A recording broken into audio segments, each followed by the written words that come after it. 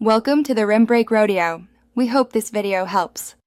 In this video, I will explain how to replace a thermostat on a Dodge Grand Caravan. First, gather your tools, including a ratchet, various sockets, and a pair of pliers. Make sure your engine is completely cool to avoid burns from hot coolant. You will also need a new thermostat, a fresh gasket, and about 1 gallon of new coolant. Having everything prepared beforehand makes the process much smoother and safer. Now, let's drain the coolant.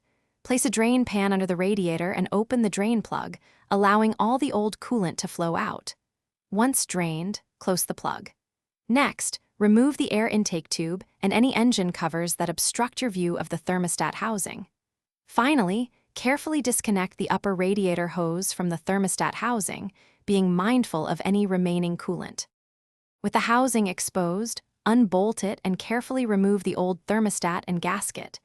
Take a moment to thoroughly clean the mating surfaces on both the housing and the engine block. This ensures a leak-free seal for your new thermostat. Now, install the new thermostat, making sure it's oriented correctly, and then reattach the housing with its bolts, tightening them to specification. Reconnect the upper radiator hose and any other components you removed.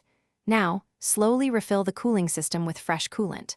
Once full, start the engine with the radiator cap off and let it run until it reaches operating temperature. This helps bleed any trapped air from the system. Keep an eye on the coolant level and top it off as needed. Remember to check the description for a great book that can truly change how you think about money, as well as other helpful deals. Thanks for watching. Consider subscribing if we helped you.